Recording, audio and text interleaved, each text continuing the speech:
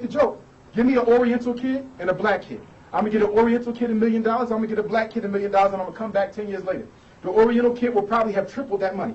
He will own businesses, international conglomerates. You know what? That black kid will have about 4 or 5 trucks, some old rusty-ass rims on them, a whole bunch of old played-out sweatsuits, old chains and sneakers. Y'all know what I'm talking about. You see that?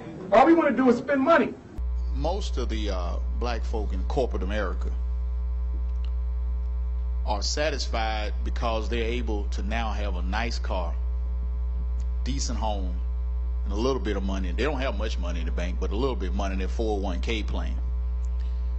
When I started working for the corporation I was working for, we all were in our early 20s. We had a group of 30 black engineers, computer science, everybody was in some field of science. Most of us, all of us had apartments. We tried to get that group to say, look, why don't we buy some land and develop our own subdivision? That was just too far for them. They didn't want to do that. They went out individually and bought houses among white people. Some of those same folk are working for that corporation today that I've spoken with here recently, and they're in the same state that they were in when I left in 1999. Okay, so what I'm convinced is that most black folk that are over 40 and 45, they're gonna have to get a whipping. They're rebelling against what is right because they're in a condition where they feel I got money, I got, you know, so you're not gonna be able to speak with them, most of them. Our young people are the key. Right. The youth is the key. Okay, so the youth are not afraid, and so we have to put that idea in front of them and let them see other black folk that do own businesses that are successful so that they can come and take it to another level.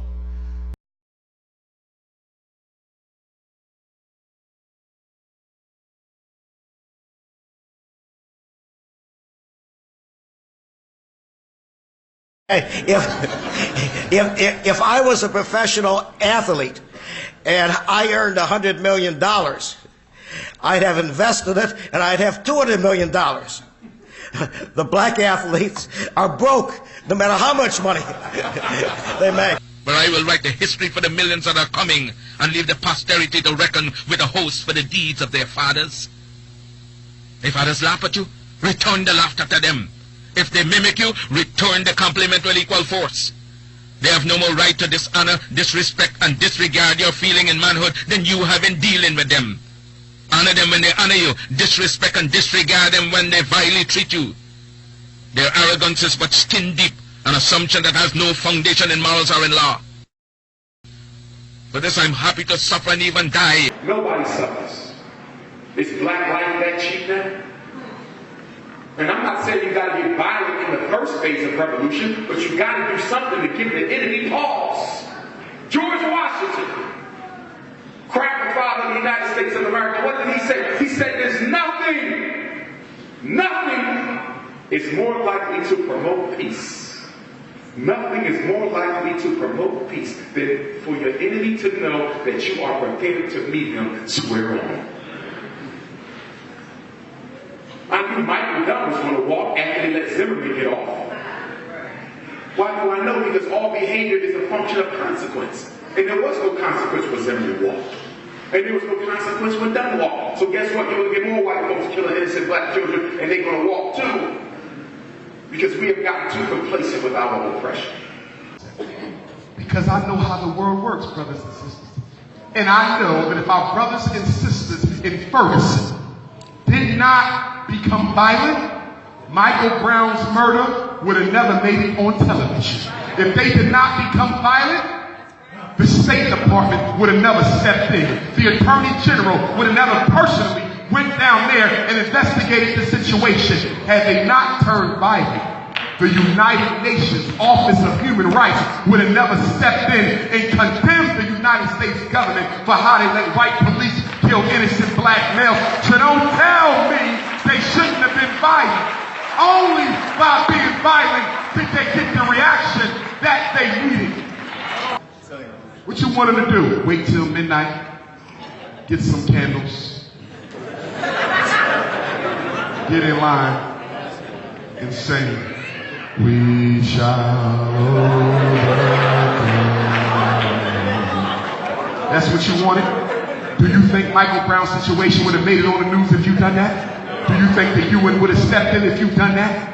Do you think Anderson Cooper and Don Lemon and all the rest of them would have been running down there trying to do reports?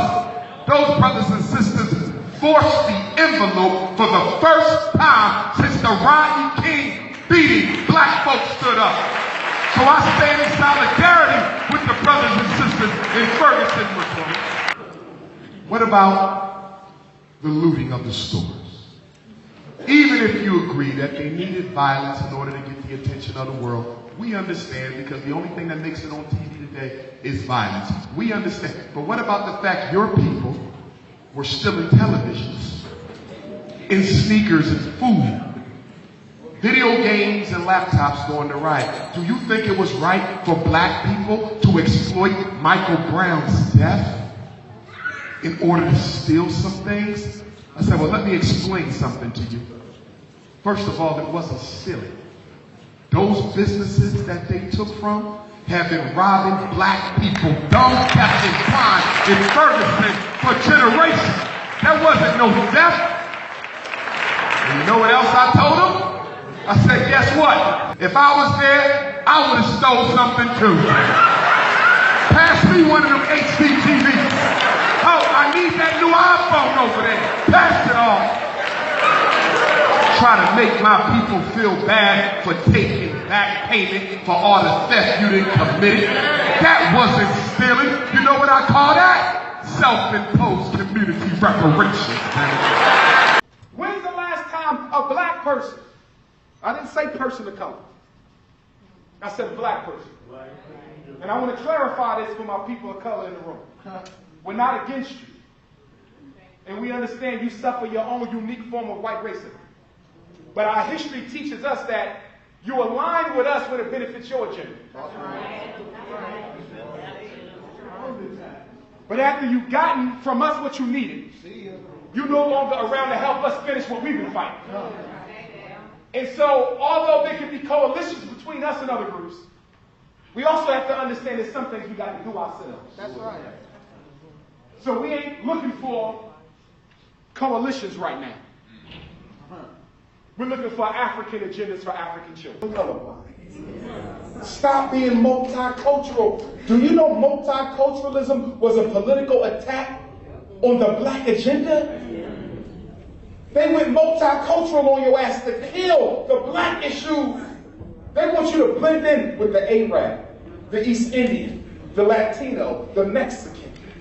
That Chinese came here of his own free will. That Indian came here of his own free will.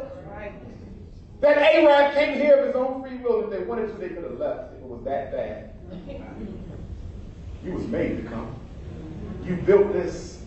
You was here before any of them ever got here. But when they show up in Oklahoma City, all for your civil rights bill, will come to your neighborhood and look at you like you don't belong. And you paved the damn way for them.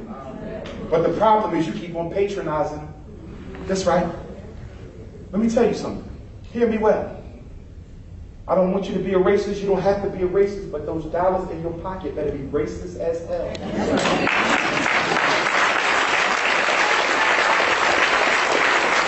Your $20 bill better hate touching the hand of a white man. Your $50 bill better hate touching the hand of an Arab. That $100 bill better hate touching the hand of a Latino. Your money got to be stingy as hell before it can work for you.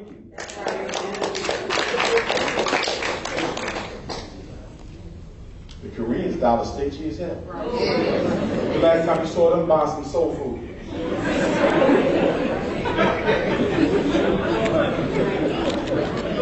I heard they make it now though. We make it. Nice Paul, what was your lineup? This year we celebrate 150 years since the end of slavery. This year. 150. This is our 150. Problem is, what do we got to show for? 150 years, where's our airlines? 150 years, where's our shipping corporations? 150 years, where's our supermarkets? Where's our factories? Where's our international communications networks, TV stations? Black people invented the cell phone, but we don't own no cell phone companies. We invented the internet, but we don't sell no internet service.